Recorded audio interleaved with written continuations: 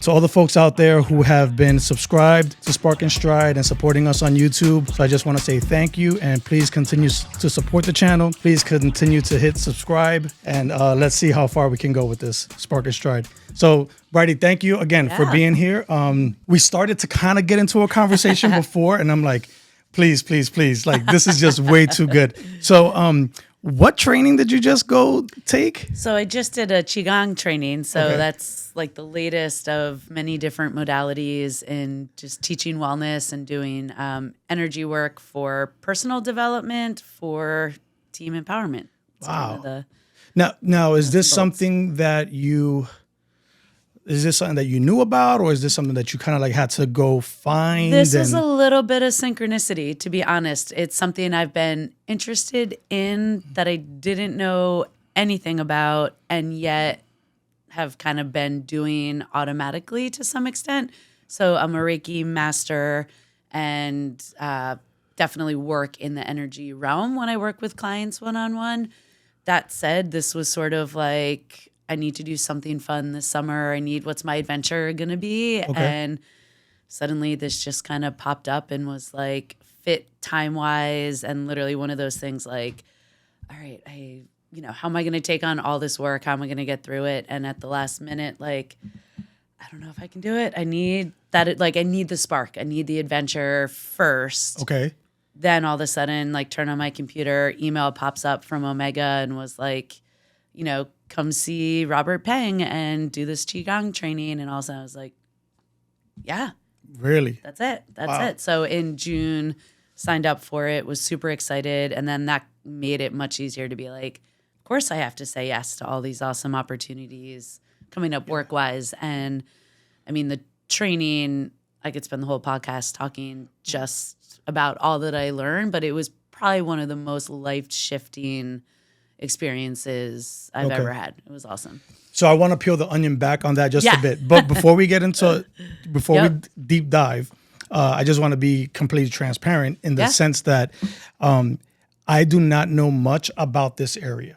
So I would like to learn as much as possible. And I'm sure there are other folks that are going to be listening that kind of like feel the same way, right? Totally. So what I am familiar with is yoga in the sense that I know how to spell it.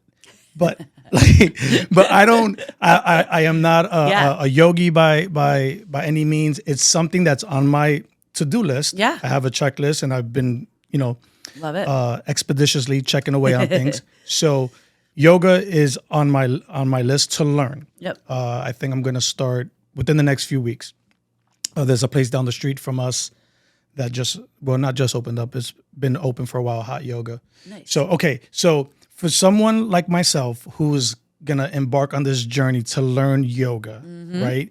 How does what you just mentioned kind of flow? Because I'm just really intrigued. Yeah. So can you definitely help me out? For sure. And I feel like for someone who doesn't know anything about yoga or energy work under the umbrella of wellness, if you will, I don't know. I tend to speak in stories. So I was a 2-sport college athlete without stretching after every practice. Like, I'd come home from lacrosse and it was like, if I don't take this 10 minutes just to like physically stretch, I'm not like going to be able to walk across campus by the time, I sit down and finish homework or whatever. So stretching became the like only modality that would just get you from practice to practice.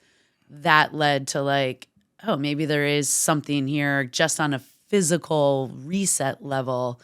That got me going to yoga classes. Then you begin to learn the science of it. Then, often people bring a spiritual connotation into it, and there certainly is, for sure.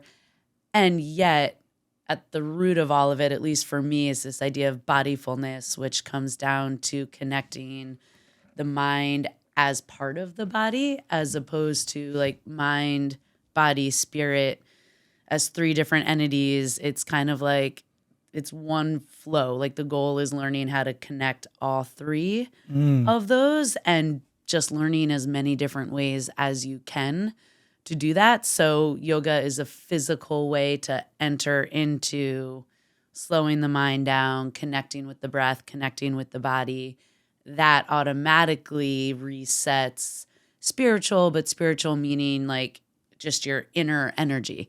And then that from a lens of bodyfulness, which just means like somatic awareness, like what's your nervous system telling you? We tend to listen to just the brain.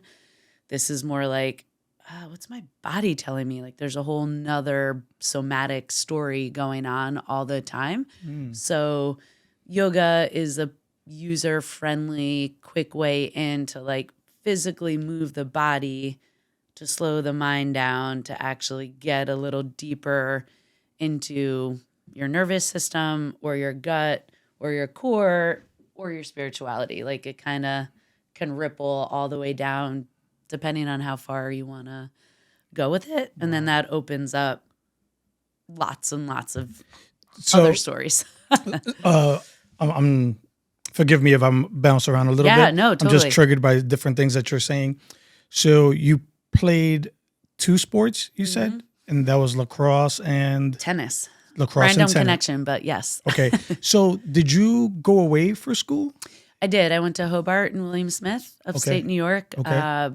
Loved it. Was able to go abroad, play 2 sports, choose my major. Probably would have done things major-wise maybe a little differently. But I feel like I got to do a little bit of everything, which, At what age did you go away for, at what age did you graduate high school and go into college? 18, Okay. I want to say, yeah. What was that like for a young woman to go off to school and start something new? You know, were you Great question. Were you worried? Or not worried, were you nervous? No, honestly, no. And looking back, I absolutely no regrets. Hobart is an awesome school, fairly there wasn't a huge lifestyle switch outside of like leaving home. It was a small community. I was still playing my sports. So it felt like a lot of similarities kind of, again, rippled into that next experience. That said, it would have been awesome to do something radically different. Like it was almost just kind of like the next step forward, as opposed to like, hey, let's hit pause. Let's like analyze, who are you? Where are you? Where do you want to go? What do you want to do? And do you want to do something different? It was just like, this makes sense. It's just the ball kind of kept rolling forward and I didn't think twice about it. Okay. Wouldn't change it. Right. Would encourage other people at 18 to take that pause to say, do I do a gap year? Do I work for a year? Do I roll right into school? You know, like, Right. Look at things a little differently where we tend to just kind of keep rolling with it. But so glad I did, for sure. What do you think kept you rolling? I mean, was it just like the expectation from your family or just in general, like, was that the blueprint already? I think sometimes we go with the blueprint. For sure. Right? I would say major blueprint, for sure. And at the time, had no concept of that. It was just like, I'm blessed to say that's what you do. Yeah. You know, it was an expectation. And I think at that point, like, sports defined so much of who I was and what I did. And it was an opportunity to keep doing the thing that I loved. So why wouldn't I? Like, I never even thought twice about it. So I didn't feel an expectation. It was probably never verbally said, like, you must do this. I probably never even knew that there was a choice not to be honest. And how lucky am I to get to say that? Yeah. And for me, it was like, oh, cool, I get to keep playing lacrosse. And honestly, got to college and my lacrosse coach was the one that was like, oh, you play tennis. Why don't you go talk to the tennis coach? And he was new and he's like, you can try out. I don't know how it's going to work to play, like, because tennis is a fall and spring sport and lacrosse is spring, but trains in the fall. So it was kind of like, I don't know how that overlap is going to work, but tennis coach was great and was like, I mean, you can try out. We'll see what happens. And I ended up playing number 1 singles and doubles, but it was just a great opportunity and experience. Wow. But so hold on, because like have a I'm lots just, there. like I'm just going through these things in my mind. So you train when exactly for? Can you break that down? Kind of. Can you break it down in terms of like? I'm assuming you start August, late August. Can you just run me through what the year's like? Totally. So it's funny. My sister is a phenomenal tennis player, and if she listens to this, I'll give her the shout out. Hillary, awesome. And I think as a kid, it was like, I'm just gonna beat her in tennis. Like that was like the main goal. Lacrosse was my passion. I truly remember it started my freshman year in high school, right at Manasquan, and RAD had a meeting and was like, "Hey, there's this new thing called lacrosse. Like, who wants to?" Like, no one knew. Really? There was no club. There was nothing. I mean, what year is this? 96. Wow. Maybe? Okay. All right. Yeah, if I graduated in 2000. Yeah, so 1996, brand new. At least I didn't know about it. No one really in my immediate circles. It was like, sure, we'll try something new. And I remember first practice, like passing, catching, and like just found this rhythm and was like, wow, this is awesome. And one of my friends was like, have you done this before? And it wasn't about being like athletic. It was just like, no, I think I just found my thing though. Like it was natural, it was fluid. So to circle back to your question, from that moment on, lacrosse was the thing for sure. And not from a place of passion, most importantly, training. There was no club. It wasn't like I played lacrosse all year long, but I played lacrosse all year long. If I had a spare moment, you're throwing around in the backyard, you're going to college games, which, it was like Princeton was on fire at the time. And you were just like, wow, I can't wait to be that. So as far as going to college, I did lacrosse all year long and I trained for tennis probably really hard in the summer. And then, went right into training for fall ball. Fall ball, I missed. Hold on, let me get my timeline straight here. Yeah. So trained all summer really hard for tennis, but continued to play lacrosse on my own, hanging out again. No club, no leagues, nothing like that. Okay. Get to college, play all fall tennis. I remember sitting on the tennis court. We're on like the top of the hill, and like lacrosse team was playing on the like grass field below, and it was always sort of like, I love tennis, but bummer, it'd be really fun to be down there with those guys. And then tennis would end in like November-ish. And from that moment on, it was like stick was in my hand through basically the start of tennis again in summer. August. Wow. So, Wow. When you mentioned earlier about having choice, like having a choice, I'm really curious to see what this next generation does in terms of choice, because it's different than what we've experienced as young adults. Big time. Right. So what I was going back to before in terms of like, was there a blueprint? Yeah. There was a blueprint, right? However, now I feel like there's many blueprints. And it's just like, which one are you going to pick up? What route are you going to go down? The expectation of going off to a 4-year school or a 4-year university. I don't know. Yeah. I don't know if that's, I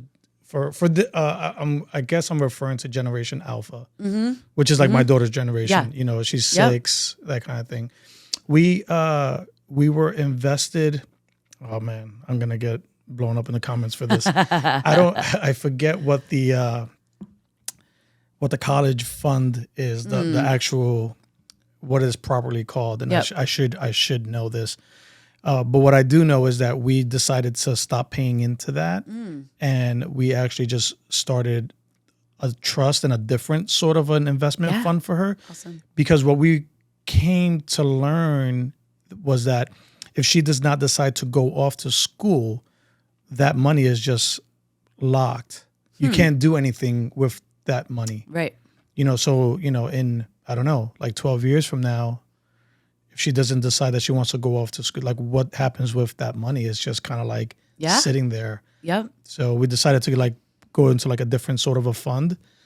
And because also I believe, if I'm not mistaken, the fun gets aggressive in the very beginning, and as it gets closer to your child going off to school, it gets less aggressive, right? In terms of like how they invest. And again, I am not by any means a financial analyst. This is not my realm. Yeah. But this is just kind of like what I've come to learn. So that's why we decided not to pursue putting in, because I think we were already in like 3 years or 4 years, so we stopped. It's still gaining interest. We're just not putting any more into it. We're going into like a different fund. Yeah. Simply because we just have no clue what the transition is going to be for this next generation, right? So absolutely. And that could go in so many different directions in all the best ways. And, in a overly simplified level, because of internet and everything like that, you can learn from home. You can do so much. You don't, previously it's like college was its own experience because it had to happen on the campus. And if you weren't on the campus, that was all you had. Right. Now this could be your classroom. Your classroom can be anywhere. So you can gain access to curriculum, to teachers, to anything far easier than you could in the past. That's kind of one side of it. Also, go try other things, right? Like go explore, take that gap year, whether that's travel, whether that's work, whether that's like really find out what you want to study, if at all, like get experience, right. That's going to go pretty far over time. And, that's again, coming back to flow, that's the essence of teaching: communication, trust, resiliency. And that's what life is all about, so that's getting back to the roots of what I'm trying to create with flow. Like get out there. Without experience, you can't learn all those life lessons. For me, sport is a playful way to learn those lessons when highlighted in a, intentional realm. Obviously, going to college or working, those are bigger, far more important opportunities to learn those lessons and live into them. But, play the sport so that when you get to make those bigger decisions and those kind of more crucial moments in life, not to say you're more prepared, but at least you've been there before. You have the opportunity to kind of look at choice differently or recognize choice, kind of break from the blueprint, if you will. I like that. Yeah. What was your spark with flow? Like what sparked that?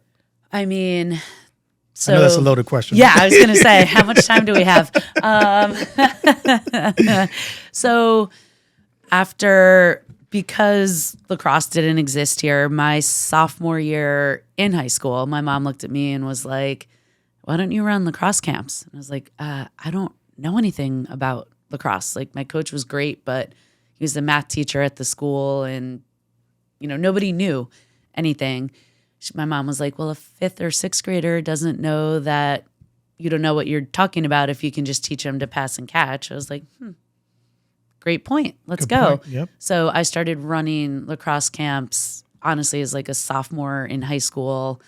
Fast forward that next 2 years, all through college, I ran camps. I started a women's league, started indoor league. So I got a lot of lacrosse generated in this area 100 years ago. Basically, again, this is way before club or any of that existed. So kind of got the ball rolling in all those different realms. And so the root to your question is I've been coaching for my whole life in different capacities.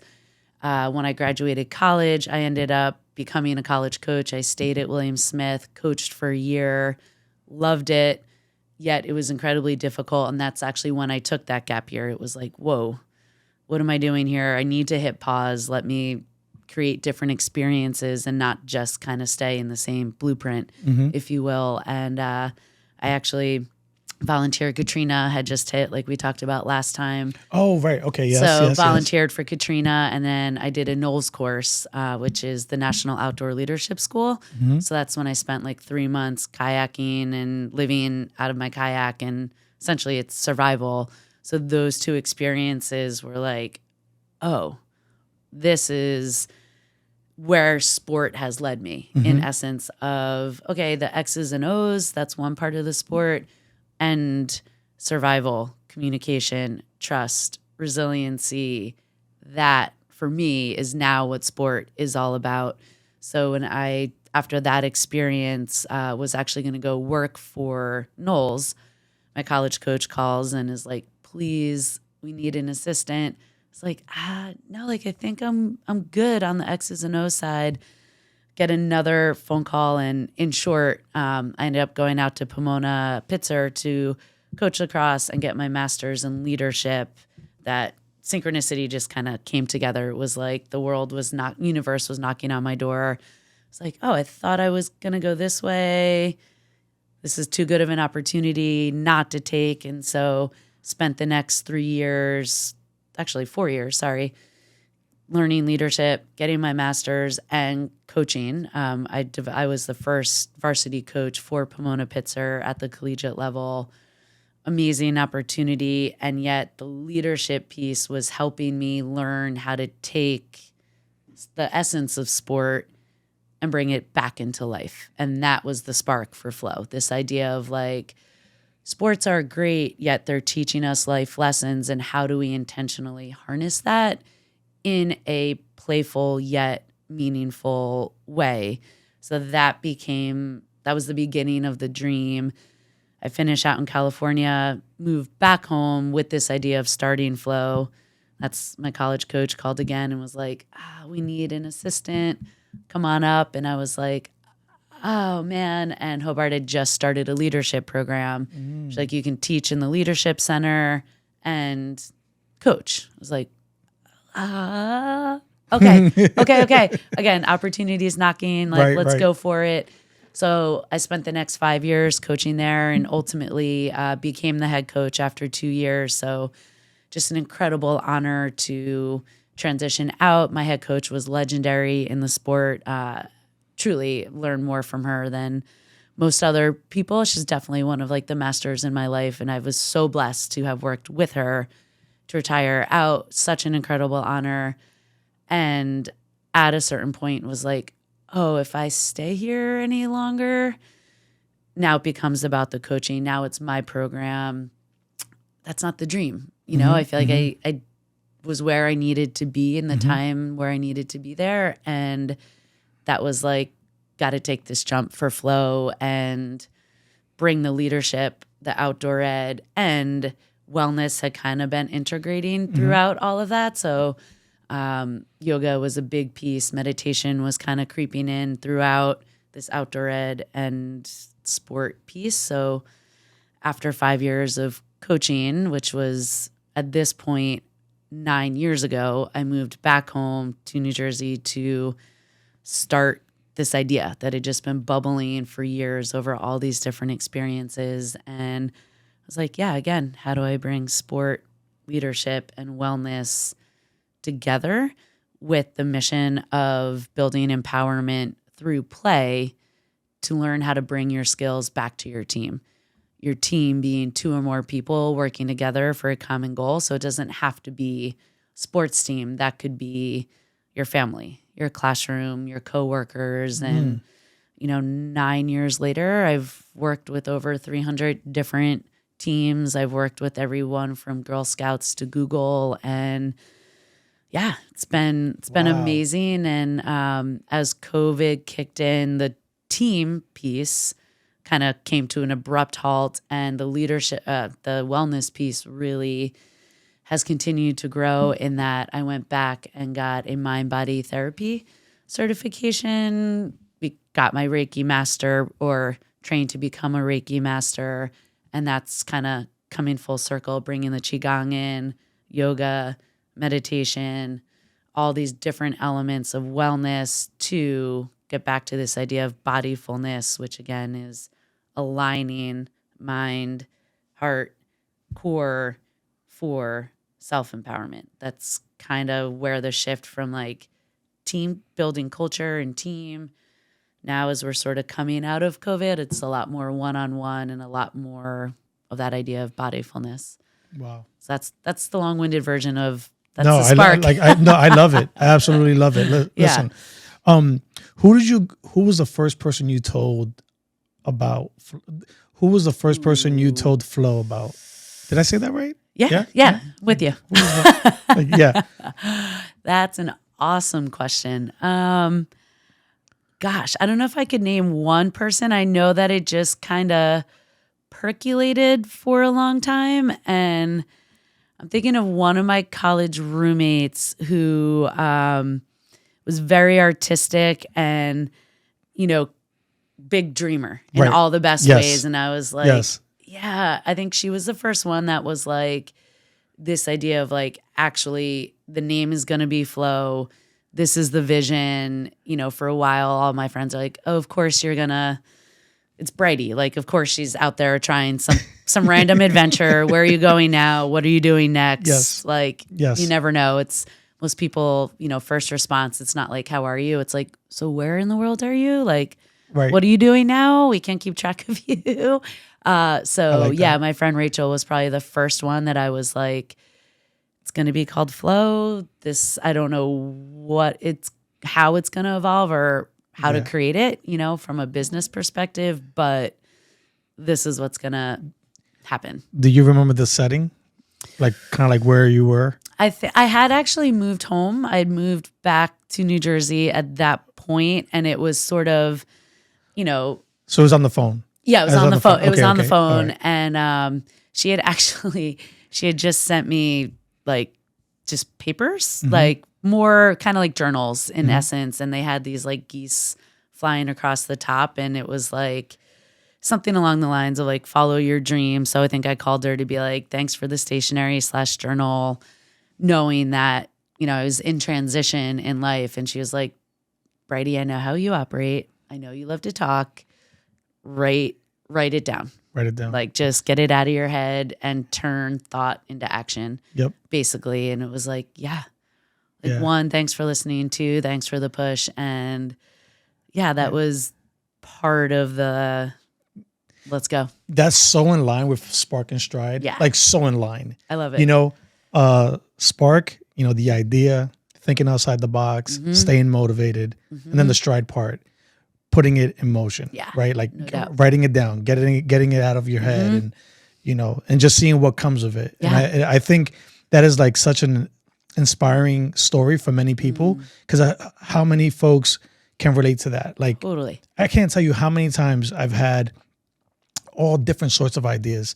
And the reason why I ask you, who did you mention it first to, is because what I learned was until I had all of my ideas out that I can show, what would tend to happen is, for whatever reason, maybe it's the folks were being candid or just being open, but a lot of times the ideas would get shot down or made me to feel, in a sense, belittled, because this was like why, like, what are you gonna do? What, like, how are you gonna do that, right? Yeah.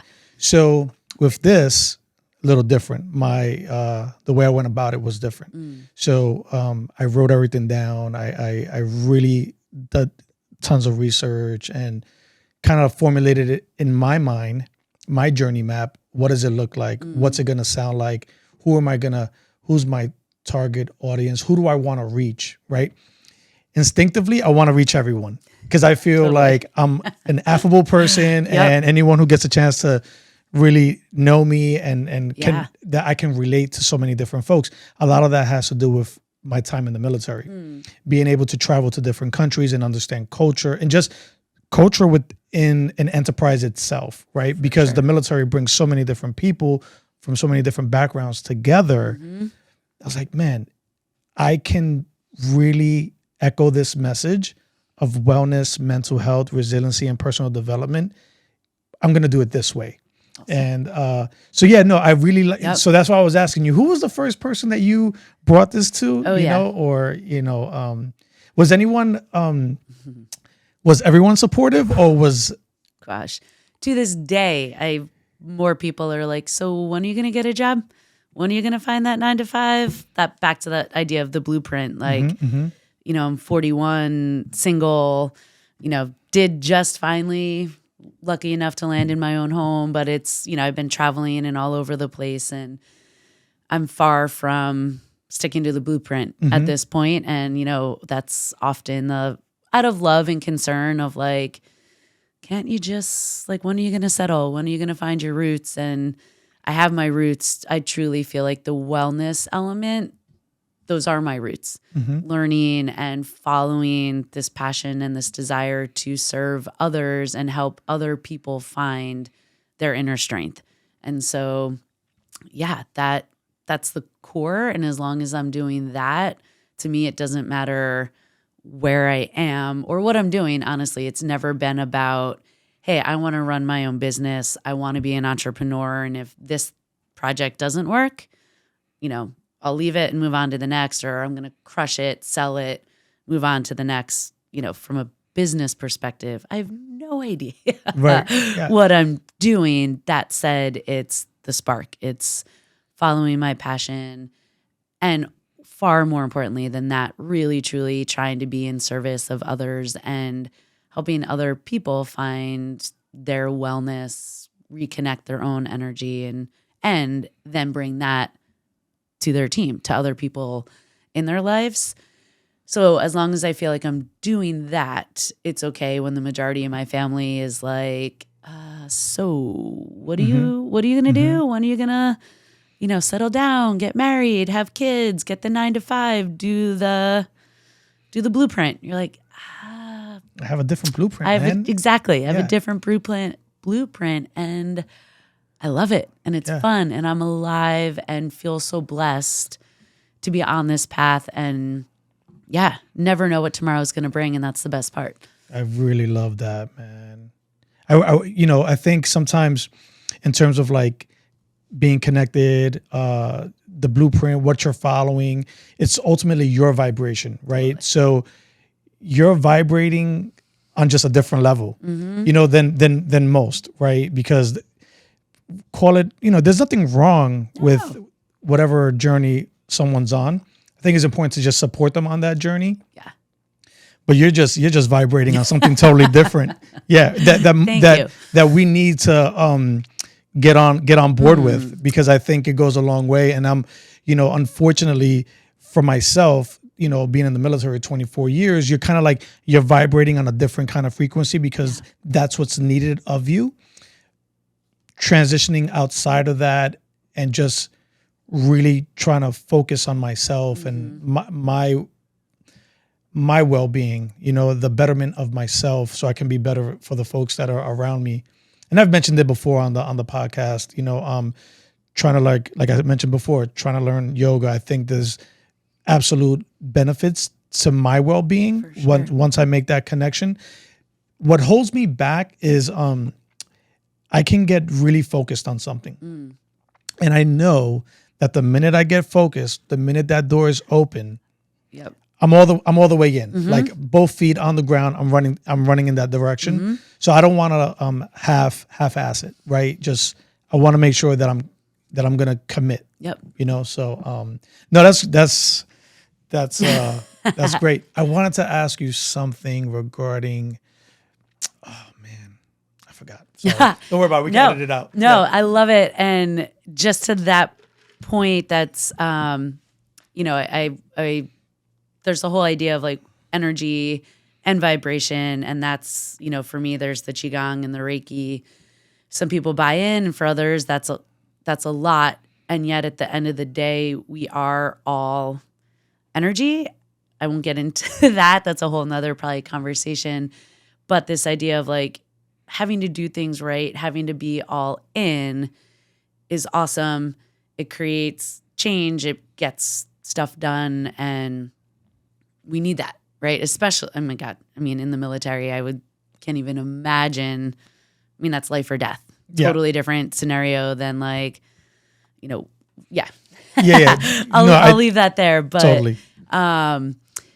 Wellness, when it comes to wellness, people think it's like you have to be all in. And yet if it becomes a lifestyle, like wellness as a lifestyle, it's about balance versus being all in. And you always have choice trying to like, you break it down in so many different directions. But what I really want to get to is like self-care is not selfish.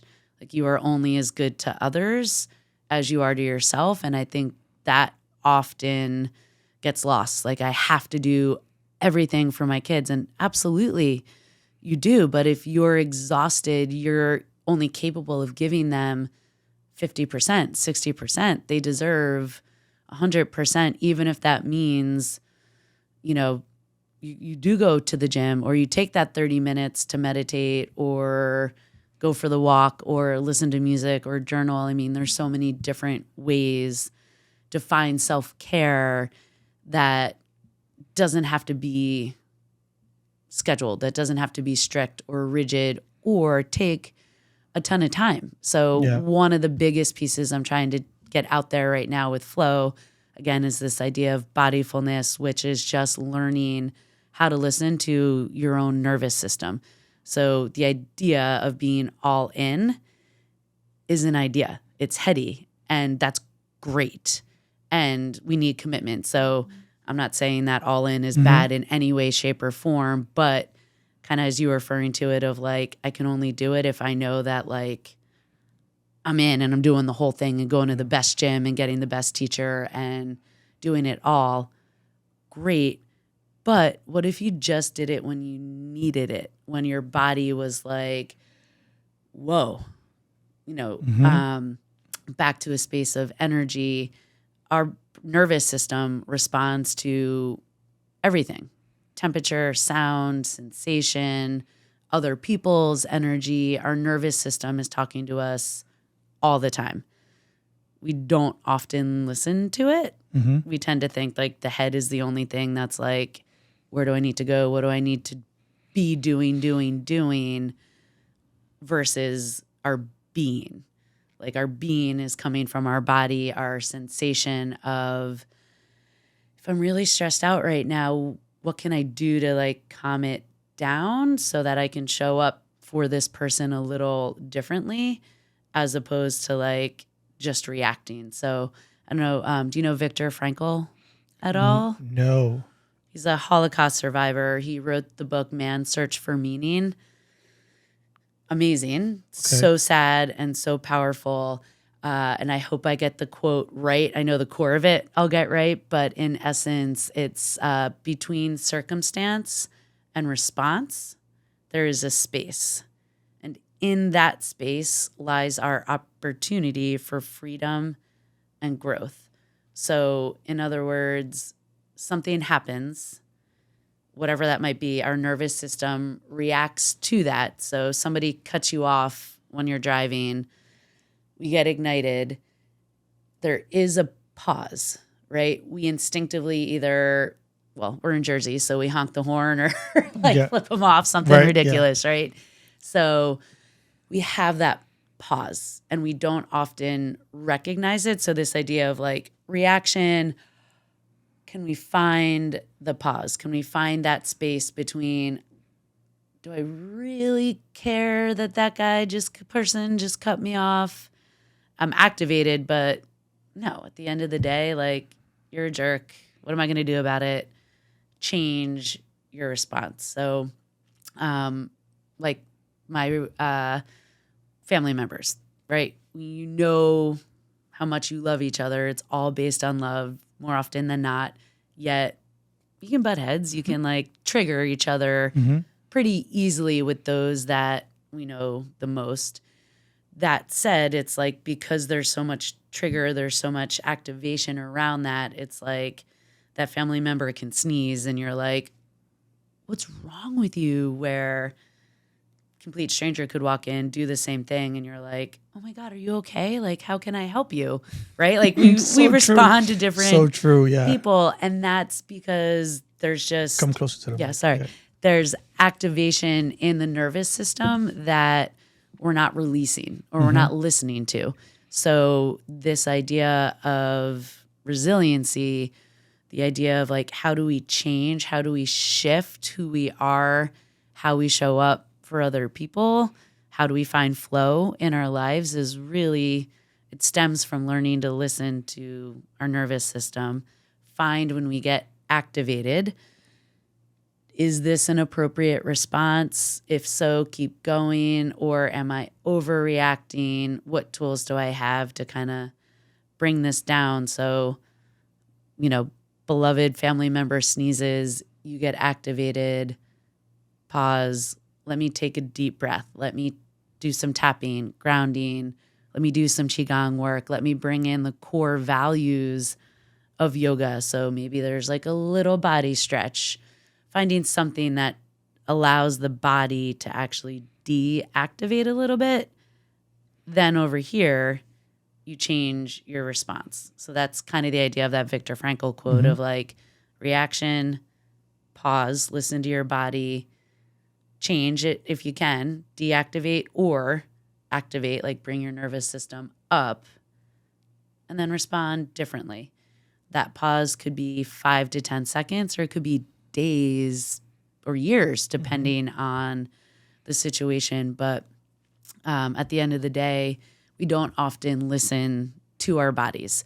We get caught in our heads and we're very mindful, which is great, yet that's like 20% of who we are. I don't know the exact number. Don't quote me on that. Right. But it's a small part of our largest existence. So Dr. Christine Caldwell works in the realm of bodyfulness. Her book is awesome. But again, it's this idea of the mind is the body. So when we learn to listen to the body, we can learn to de-stress in a totally different way with tools that we don't need to go crazy all in on and have this like regimented structure with. It's, whoa, either I'm hot or my shoulders are up or I'm tense or like, why am I responding like this? Oh, or maybe you're really getting to me. I'm going to just put my hands under the table and give a couple of these and just like let my nervous system go from like a 7 to a 5. And now I'm going to choose my words maybe a little differently, or my body language a little differently, or my presence. I can show up for you a little differently. So it's really, for me at least, this idea of like, it's never about what we do. It's always about who we are. How are we showing up in our lives for ourselves and therefore other people, and giving back to whether that's our job or community or wellness at large, and the overall ripple effects of that. Yeah. There's gonna be a lot of editing in there because I was all over the place. No. Please. No. Yeah. That was, thank you for that. Oh, thank you. Thank you for that. Yeah, I could just tell. I love seeing folks when they're passionate about what they're doing, or just passionate in general about anything. Appreciate it. I really love that. In line with what you're saying, in terms of like it being balanced, your wellness, that is something that I struggle with. And I think as I'm listening to you, I'm reflecting back on why is it so regimented for me? Why is that? And I think a lot of it has to do with my career in the military, where things were regimented, things were on a timeline. You go work out at this time, you go do this at this time. And I think I really, number one, I'm so glad that I'm able to reflect on that and just know that, to your point, it is balance. It shouldn't be this thing where you're only taking care of yourself at 6 a.m. No, totally. You should be taking care of yourself throughout the day. Absolutely. And to your point, right? Like you're only as good to yourself as right, putting yourself first. Yeah. And I've mentioned that on the podcast as well. In line with that, I am going to do my best to continue to go on this journey of making this more balanced. Because at the moment, that's something that I struggle with, and it goes all the way into, it even affects me in the way that I eat. For sure. Because in my mind, if I'm not what I call dialed in, I'll just eat whatever I want. Because I'm like, oh, I'm not dialed in at the moment. However, that can easily progress itself into 2 days, 3 days, months, Yep. I'm not dialed in. Yep. Well, if it was something balanced, then you don't technically, in my mind, after listening to what you just said, you don't need to be dialed in, because this is just part of your vibration. Totally. This is part of your energy. I'm going to do my best. I'm going to do my That's- best. And that's all we can do. And it's overwhelming, especially, wellness is a giant umbrella of, you have your nutrition, you have your hydration, you have your sleep, you have your exercise, you have your mental well-being, you have this idea of bodyfulness, which is all bringing all those realms together. It's a heck of a lot easier to not worry about any of that, or, to take the time for yourself is hard. And we often feel like, well, as long as I show up for everybody else, I don't have the time to take care of myself, or to get whatever it might be, to eat right, to go to the gym. Like, yeah, it's a heck of a lot easier to not be dialed in than to be dialed in. And I guess what I'm hoping to get out there with flow is this idea of like macro level getting dialed in. Like, yeah, balancing nutrition, sleep, hydration, rest, recovery, exercise, mental well-being, stimulated at work. What's your purpose? Yeah, we do need to know all those pieces and do our best to balance all of that. And yet throughout the course of the day, like, that's huge. That's important. Do our best to balance. Yet it's the micro moments that matter just as much. And those are the ones that easily get overlooked. It might be like, I'm going to go to the gym at this time and crush my workout, or I'm going to commit to going to yoga or trying this new Qigong practice. I'm already freaking out that I'm home and I'm supposed to do it for 3 months in order for it to sink in. And I've been home and it's been 3 days and I've only done a quarter of it. I'm like, I missed it. Damn. Yeah. Like, I messed up. And you're like, come on. Like, that's not the purpose of it at all. Like, Right. if I'm moving energy, I can do that all day long, to your point. And we miss the micro moments. And those are the key pieces, again, to find our own flow. So like, how do we have a high vibration in life? How do we find our flow to serve others? It's those macro is important, but it's the micro, which in fun.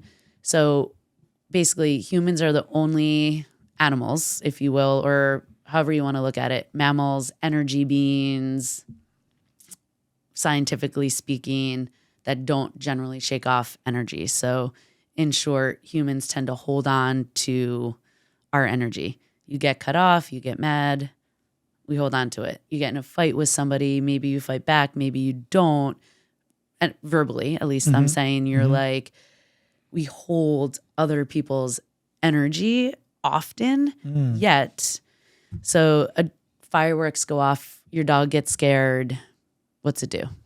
What's the first thing it does after? It shakes. It Totally shivers. Every other being, trees, dogs, animals, every other thing, however you want to say it, generally speaking, but humans shake it off, right? We get activated. Dogs then go shake. They get rid of it, and then they're right back on. Like, you get petrified they get scared from the fireworks. Boom, boom, boom. Shaking, maybe during it, freeze, and then they shake it off and they move on. Humans don't often let go of that energy. We don't shake it off.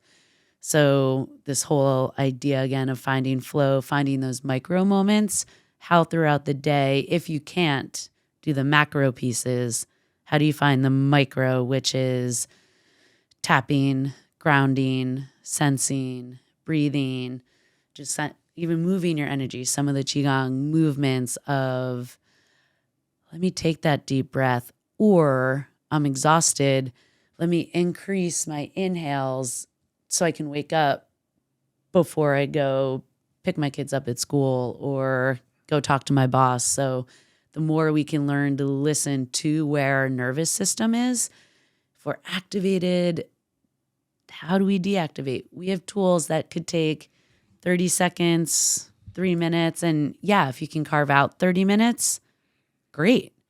But we have these micro opportunities all day long to track the wave of our nervous system.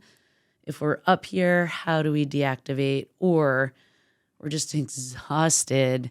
How can I get myself back up here so I have a higher state of being all day long? And yeah, there's so many tools to do that. And that's what I'm hoping with Flow, to kind of get out there of like, what tools do I have to kind of ride this wave a little differently? Again, I got a bunch of things I'm thinking about. Yeah, sorry, I get caught in the story.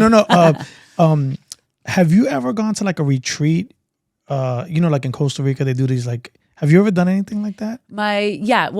For trainings than running one. That is a hope that Flow right now will go start offering retreats. That said, I did a 14-day yoga training down in Costa Rica, which was amazing. I actually did it was like a week-long acro yoga training down in Costa Rica as well. What's acro yoga? It's partner yoga. So it's kind of like little kid airplane rides, but way cooler. It's fun. That's actually great modality for building resiliency and trust. Again, Flow also is the team element of it. So that's something that's a ton of fun. But those were two of the retreats, if you will, / trainings that I've done. And then I've done a ton of different meditation retreats. Just came back from the Qigong training and retreat up in Omega. Where is that, upstate? Upstate, yeah, in Rhinebeck, New York. Rhinebeck. Yeah. That's not the Adirondacks, right? No, more like Hudson Valley, Okay. not far. Right. So I've done many different retreats there. Kripalu is another one that offers great retreats locally. So, I feel like I'm always learning, always trying to learn something new, do something different. And it's intentional to carve out time to go to that retreat. And that's, where my family will roll their eyes and be like, well, you're single, you don't have kids. I don't have a week to go hang out in upstate New York and meditate for a week. Like, who can do that? I'm very blessed to be able to do that. And it's intentional to carve out the time to do that. So I will say, like, anyone with planning and can make that happen with time and saving money. And I recognize that, but it doesn't have to be something that big. Like, yes, that is great. I'm so blessed again to be able to do that, but don't miss those micro moments all day long to really just learn to listen to your own body. So there's, I won't get into the teaching aspect of like, what is interoception? How do we learn to listen to our nervous system? Like, for those people that are out there, like, what is she even talking about? Learning whatever you feel comfortable speaking on. Yeah, I'm listening. Please, you're the just best. Yeah. take your time. This is what we're supposed to be doing on Yeah. Spark.N.Stride, right? I love it. If you notice, there's no clocks in here. Perfect. There's not a clock. Yeah. I have a watch on, but there's no clocks. So Awesome. Please, more. Yeah, I think it's an important piece for people to, like, again, this is what I'm trying to get out with Flow. So this idea, bodyfulness kind of being the umbrella, like wellness, if you will. So we have our 5 senses that we resonate with all the time: taste, touch, smell, hearing. That's how we kind of operate in the world. But we also have a sixth sense and a 7th sense. So sixth sense is getting a little more popular, which is this idea of proprioception. So very yoga based, like where am I in space? How do I move my body? So, for example, if I'm on the lacrosse field and a defender is coming at me, I don't have to mentally go through, turn your shoulder, turn your hip, step left with your left foot, 90 degrees, spin, turn, dodge. It's like someone comes at you, your body moves without thinking about it. So proprioception is how do you move in space, awareness of how your body is, kind of like in the bubble around you. interoception is our seventh sense, which is how do we learn to listen to our body, our internal world. So how do you know you have to go to the bathroom? I don't know. I've never thought about it before. I guess maybe my bladder's full. Maybe I get uncomfortable. Mhm. Think about it. How do you know? It's a little different for everybody. Or how do you know you're hungry?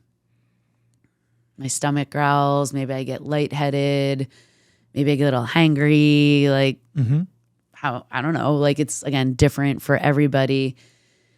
Same holds true with our emotions. So our body feels something, our mind thinks it, and then we emote it out. Emotion. Like, if you break it down, emote is the expression of what our body is actually feeling. So our body, someone cut you off, back to that Viktor Frankl quote, we respond or we react, excuse me. So you get cut off, innate reaction. There's like this little fire inside of us. And then we emote that out. So our body does emotion. Our body does anger. What's wrong with you? Or our body does joy. Dad, welcome home. So good to see you. Whatever it might be. And we often just think of emotion as like what's going on in here. We're very heady, and that's great. So how do we work with that from a cognitive level? There's psychotherapy, awesome, lots of different ways. Bodyfulness or somatic experiencing, or, there's so many other fields of study that can also say, what happens if we take a bottom up approach? How do we learn to listen to the body to release then what's going on in the mind? So if our body does anger, how do we pause, recognize that, like, oh, I'm hot and I'm feeling like a little fire in here. My shoulders come up. I clench my fists. My jaw gets tight. Like, how often do we recognize that we get stuck here as humans? And then we're like, oh, I need a massage or I need yoga. Great, get it. And yet, if throughout the day we recognize that we do this, oh man, I'm doing anger here. There it is. Oh. Like, those are the micro tools that we have access to all day long, but we pay no attention to. Our mind is so busy doing. We're not feeling, right? So when I say feeling, it's not necessarily emotion. It's our body's interoceptive or visceral response to the world around us, to our reactions to anything. There's a rainbow. Yes. Oh my God.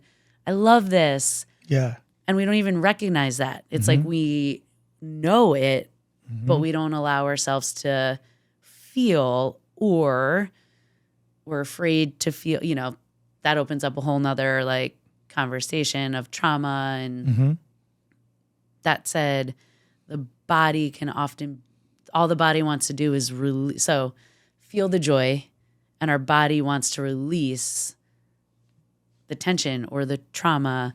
And trauma is a whole nother loaded conversation. I know so many people are like, well, I don't have any trauma. Trauma is anything that happens when we're thinking about it from a nervous system perspective. Trauma is anything that happens too much, too soon, or too fast. So we're riding, like, if this is a healthy nervous system, activation, deactivation. I have a lacrosse game in a half hour. My adrenaline's pumping. I can't wait to get on the field. You play your game. Now you relax a little bit. Oh, now I have to get ready for my homework. Let me wake up. Let me get my work done. Now I have to go to bed, right? So like, this is healthy. There's a range of resiliency that our nervous system does all day long. Trauma is anything that peaks the nervous system. So if this is a range of resiliency, if we get caught up here, whether that might, again, just be getting cut off, like lowercase t trauma, all the way up to, family in town. My brother was actually just sick. Thank God he's okay. But, for like 3 days, we didn't know. So your nervous system is just firing for those 3 days. Like we are caught on all those symptoms of like high activation. So that's body temperature. That's, serotonin just pumping, shoulders up. Or for some people, you get stuck off, right? Like something happens and I don't want to leave the house. I don't want to socialize with people. All I want to do is eat. I don't want to stick with my routine. Our nervous system gets shut off. So trauma can cause us to get caught up here or down here. And this idea of interoception or bodyfulness is just the awareness or that pause between, like 5, I can handle healthy activation, might be a 3 or 4, but whoa. Like, again, my family's been home. I have 10 siblings, so I say this fairly lightheartedly. Lot of activation. Oh man, I'm up here. Nothing I can do about it because so much keeps happening. Too much happened too quickly for me to find the pause, deactivate. I missed the pause. Now I'm up here. Okay, I can stay up here now that I've recognized it. Or what tools do I have to at least get from like an 8, maybe back to a 6? Family's still home. Might be hard. I'm going to probably get stuck in this space for a couple more days.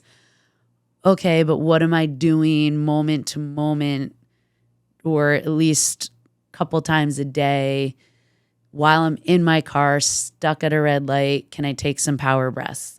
Can I take the dog for a 10-minute walk? Can I take my journal and write 1 page of whatever's going on in my head? Can I put my headphones on and listen to my favorite song? Can I do tapping? Can I do grounding? Can I just feel my feet? Can I go put my feet in the ocean? Can I feel my feet in the grass in my backyard? All of those things we all can do for 10 seconds, 3 minutes. Okay, at least I'm at a 6 and I'm not firing back up to a 10. Maybe they get you down to a 5 until I can get to yoga class and get it down, or go to the gym, or, do the bigger thing, sit and meditate for 40 minutes or, whatever that might be to really deactivate. So I guess kind of coming full circle, interoception is the awareness of what's going on in our nervous system and learning to read the signs of our own emotions. Like our body does feeling, our body does anger, our body does joy, our body does feel, our mind emotes. And if we can catch that moment in between this reaction, our nervous system reacts to everything all day long. But can I find that pause and just be aware of my response? Sometimes we catch it as it's happening. Sometimes we catch it hours later when we're up here. Of course, it happens all the time, right? What we don't want is days, weeks, months, years stuck up here or down here, right? And that happens to the best of us. It's so cool hearing you. You're not making any of this complicated. Trying. You're not. This is extremely just knowledge-based, I guess is what it is, right? So you're kind of like, thank you so much for sharing that. By the way, I did put my feet in the grass yesterday. Yes. So I was for some reason, I was walking out to my fire pit. I was having a coffee. I was like, I should just take my shoes off. Yes. So it was like, it felt good. Love it. If anybody's listening to this, take your shoes off. Like, go walk in the grass. Absolutely. Like, it was like, I enjoyed it, you know? That's huge. And the most important part, like, I could talk and teach and bring the science into it. There's so much there. Yet, if you remember nothing from all of this, where's my awareness? What am I choosing to pay attention to? Meaning, you could put your feet in the grass and still be mentally percolating on whatever happened that made you want to put your feet in the grass versus this thing happened. I feel the activation, pause. I'm aware that I'm putting my feet in the grass. I feel the dewdrops, or I feel the support of the ground beneath me. Where's my awareness? So can I literally just for that moment be aware of my feet on the grass? While I take that inhale, can I just be aware that I'm inhaling or feeling the sun on my face? So awareness is the most critical part in that whole kind of, I don't want to make it like a set path. It's not, it's not a curriculum. It's not a path. It's just listening to our body. But the awareness is the most important part at the end of the day of, man, I'm aware of just the grass on my feet. I'm aware of just the sun on my face. And that is what lets the nervous system reset. That's like a deep breath for the nervous system to like deconnect from the mind. Reset. And then move on. So, wow. Yeah, that's the key part. So Yes. Definitely go put your feet in the grass or in the sand. And just, that's where the mindfulness kicks in. And again, the difference between mindfulness and bodyfulness. Mindfulness is that moment where you're like turning the mind off, present moment, awareness without judgment. And bodyfulness is sort of taking that to the next level and saying, but what am I experiencing in that pause, in that moment where I'm mindfully walking in the grass? And so my nervous system resets, like putting those two pieces together with your awareness. Wow. If you remember nothing else. Yes, for sure. That's the key. That's the kind of golden moment there. With flow, I believe it's young girls, right? Everything. Okay. I would say as you mentioned earlier, when it was like building the business, like who's your target? How much money do you need to make? Who's your target audience? Who's going to do your marketing? All those pieces. The target audience was always the hardest part. Exactly like you said. Everybody. I'm learning all these awesome things. I just really hope that, if I wasn't around tomorrow, it would be like I helped a couple people tap into their truest selves and shared some skills with like how to just love life a little bit more. I want to give that to everybody. So target audience is everyone. That said, because of my coaching background, I started predominantly working with female college athletes, mostly lacrosse players. Then I got into, soccer team, field hockey, everything else. So predominantly I've worked with females. However, I've worked with Google. I've worked with Boy Scouts. I've worked with Manasquan's boys ice hockey team. So all over the map. No, that's because I'm thinking to myself, if I was because what I've seen on Instagram was like all this inspirational stuff with like young girls, and I have a daughter, she's 6 years old, and I'm just thinking to myself, how cool would it be to hear and learn this, to receive this knowledge on a weekly basis, or like that's gotta be an awesome feeling to know that you're putting that out into the atmosphere, right? That you're putting that energy out to these impressionable young folks, and they're absorbing it. That's gotta feel so. Is that fulfilling for you? I mean, it was really interesting in this last Qigong training. So, absolutely, it's the greatest thing in the entire world.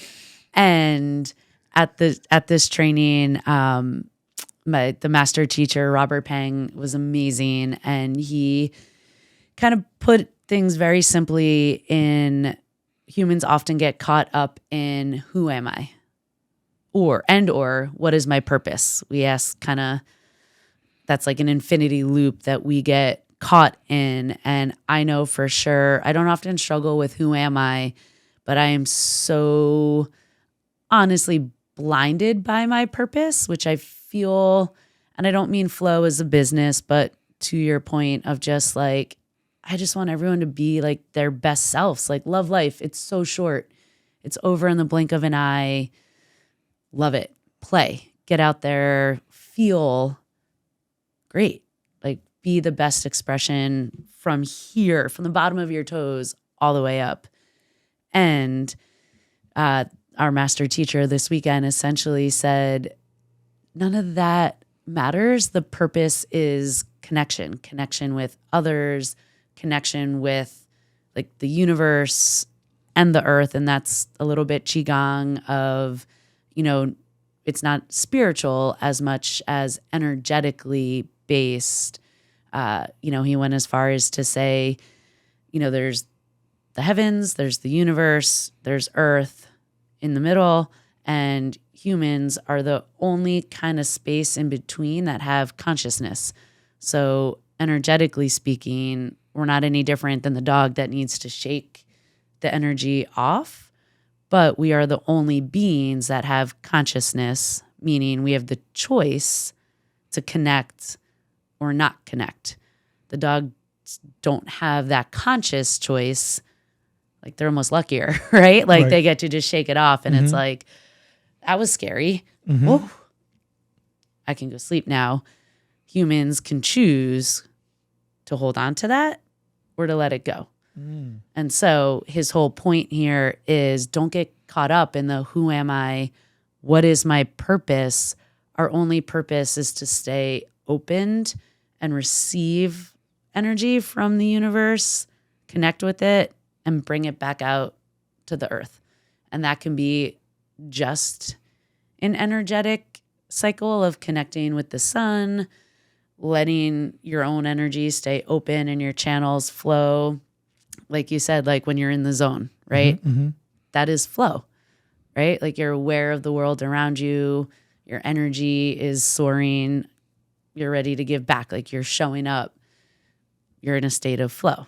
The whole purpose of the name of flow.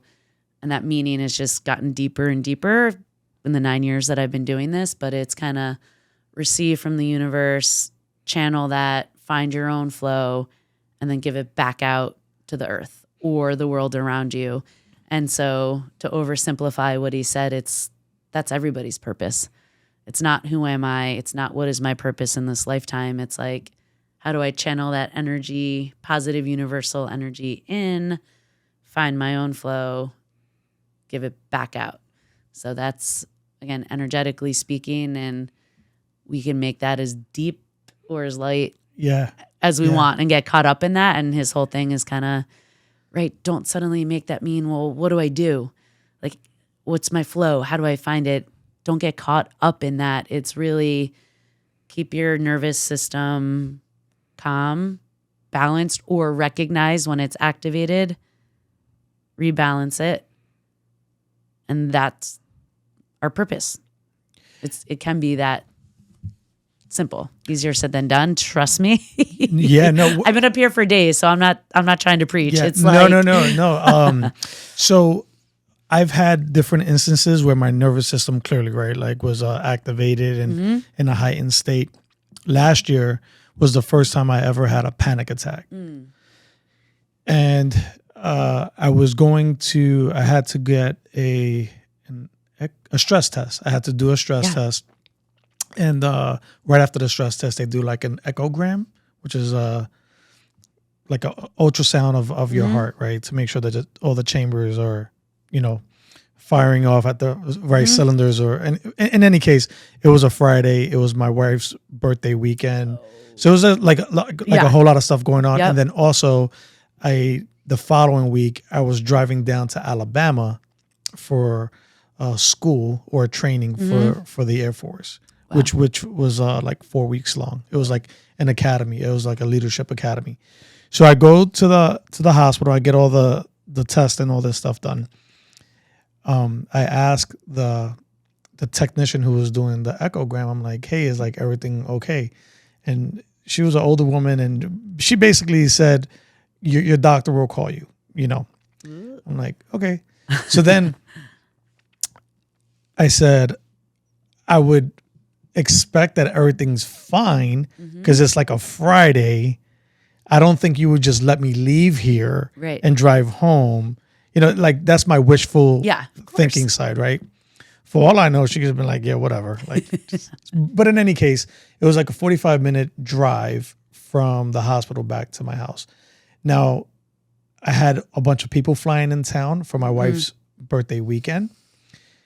The entire ride, I start to worry because I didn't get the answer or the answers that I was hoping to get, right? So now I'm in this, I don't even really know how to explain it, just a constant worry for 45 minutes. So I get home and now everyone's asking me, hey, how was your, I heard you went to the hospital today for a stress test. So now I have to like relive.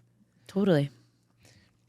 So we were going to dinner that night. So I'm like, hey, like I gotta like get my stuff together. Excuse me, you know. So I go into my bedroom and I sit at the foot of my bed. And now the reason why I went into my bedroom is because I got really dizzy. I got really, really dizzy to the point where I scared myself thinking that I was gonna pass out. Yeah. So I go to my bedroom. I sit down on the edge of the bed, and I felt foggy. It was like this brain fog. It felt worse than being like hungover, but it was in that wheelhouse.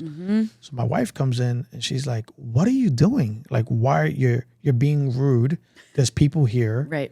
What like?" And I'm telling her like, "There's something wrong." So one of the worst things or feelings to have is to tell someone that there's something wrong, and for that person to not acknowledge it. Totally. Right? Totally. And it's nothing towards my wife, but she sees a perfectly put together man, Absolutely. right? She's like, what are you talking about? There's nothing wrong with you. Yep. You have to be present. So we go out to dinner, and I'm thinking to myself, like, this is lasting all through dinner. Yep. It lasts the entire weekend. It lasts the entire drive to Alabama. I stop off in Charlotte and stay the night at my buddy's house. And I told my buddy, I was like, hey man, like, I don't know what's going on with me, but something's wrong. And this is another person who's like, dude, you look fine. Yeah. And I'm just, but super understanding. The next morning, I don't know if it was coupled with anxiety, but it was so elevated. I checked myself into the hospital in Charlotte. And they ran a bunch of tests on me. And the doctor's like, dude, there's nothing wrong with you. Your blood pressure's a little high, but you're not nowhere near, having a stroke or anything. Yep. Whatever you're going through, it's mental. I'm like, okay. He's like, I think you should go back home to New Jersey. Now, mind you, the school that I'm going to for the military, I've waited almost 2 years for this slot. Yep. I said, okay. And in my mind, I was like, I'm not driving back to Jersey. Right. I just left right. all that stuff. Right. Like I'm driving. So, but in any case, the brain fog and that feeling of just not having clarity lasted for like a week. Yeah. So in terms of like the nervous system, everything that you're saying, I really wish we had this conversation last year, because I think I would have been able to adjust myself, like knowing what it is you're saying, having the opportunity to react and pause and that kind of thing. So I want to thank you for taking out the time to come by Spark.N.Stride and just sharing your passion, because there's so many folks that I feel are going to be able to relate to your message. And if not relate, like there's definitely going to be some enlightenment in terms of how do we flow. Love it. how do we get things out? You know, how do we adjust that energy, that having that pause, you know, or being able to reflect on the pause. Is there anything that you would like to share with the folks that are listening, or like your community of people that follow you at the moment? And I'm sure that you will, some folks will learn about your mission and what it is you're trying to accomplish with Flow. But please share anything that you would like for us to get out. Any Instagram handle, social media, your website. Just please. Awesome. Thank you. I think the piece just kind of coming back to your story, and I bet so many people resonate with that, and for lots of reasons, COVID and so much more. There's more stress on us than ever, and this upcoming generation, your daughter and so many more, panic attacks are being diagnosed more and more. We go not from like nervous or scared. It goes to like, I am anxious to I am panicking. Like there's a huge shift in how our nervous systems respond. Like we kind of here, and the next thing you know, we're up here. That's what it feels like. I just want to remind everyone, like, there's a lot of things that happen before we get up to here. So if you're curious about how to learn to track that wave, check out Flow. So my website is flowleadershipacademy.com, or that's my Instagram handle as well, Flow Leadership Academy. The tools, so recognizing this idea of bodyfulness and what I'm trying to get out there. I work with teams and or individuals. I'm sure a lot of people are asking how, right? Like this makes sense. There's so much science I could share as well about the bigger picture, the macro level. But what are those tools? What are those little micro moments? Tapping, grounding, sensing, breathing. All of those are easy, they're quick, and I would love to share them with anybody, whether on another session or I share them on my Instagram and website. And again, working with groups or individuals if you want to learn the skill set or the tools for how to learn to listen to your nervous system, how to kind of ride that wave, because it's inevitable. Like we are going to have stress. How do we recognize it? What tools can we access in the heat of the moment and or once we recognize it? So the doctor looking at you and saying, you're fine. You're like, I'm not.